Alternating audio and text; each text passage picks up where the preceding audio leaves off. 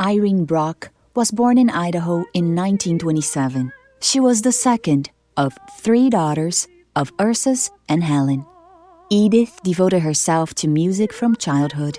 She had a beautiful voice and was accompanied by her mother at the piano, surprising everyone with the precision and sweetness in her voice. As a young woman, she devoted herself to music courses at Whitworth College, where she met Dewey Mulholland, a psychology student. The two married in 1948, and together they made a commitment to missionary service. In 1949, she completed her degree in religion and music at Pasadena Nazarene College. That same year, her son Timothy was born, and 2 years later, her daughter Anne.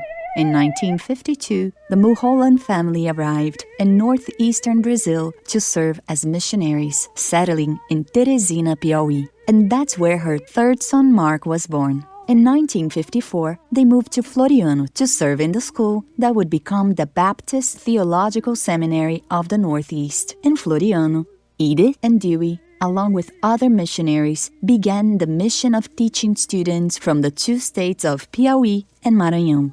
Dewey was the director of the school, taught theology, and also oversaw the construction of the campus, while Edith taught music, worship, and Christian education. She was known as a kind but demanding teacher. Edith also organized and conducted various choirs. She was always active and very dedicated, devoted to the kingdom of God. It was during their missionary work at the seminary that the youngest son, Paul, was born. For 20 years, the couple developed their mission at the Baptist Theological Seminary of the Northeast. Every 4 years, the family went back to the United States, where they stayed for a year, reporting on their missionary work in Brazil and strengthening ties with churches and supporters.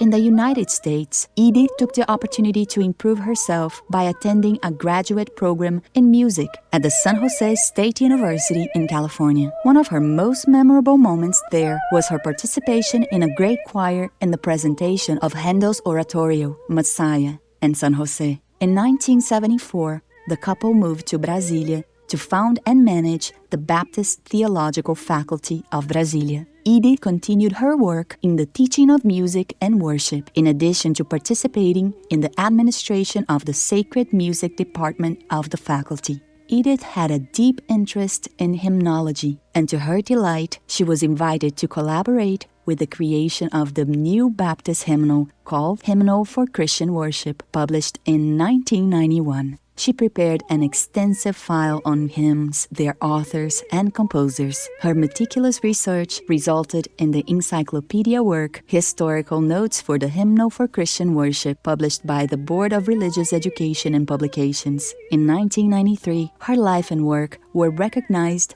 with the highest award given by the Association of Baptist Musicians of Brazil, the Arthur Lakshevitz Prize in the category Foreign Musician.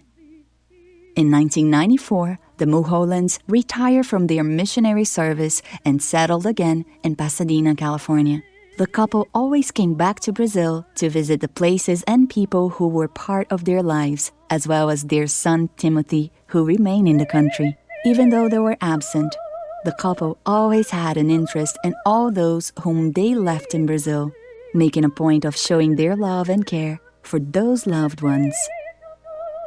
In 2016, Edith's beloved husband, Dewey Mulholland, aged 90, was taken to be with the Lord.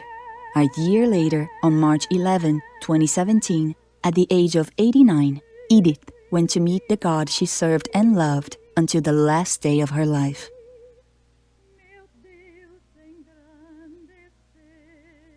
The importance of Edith Mulholland to the history of Christian music, as well as her legacy of surrender and service, furthering the growth and expansion of the kingdom of God, is undeniable and an example to be followed by all Christians.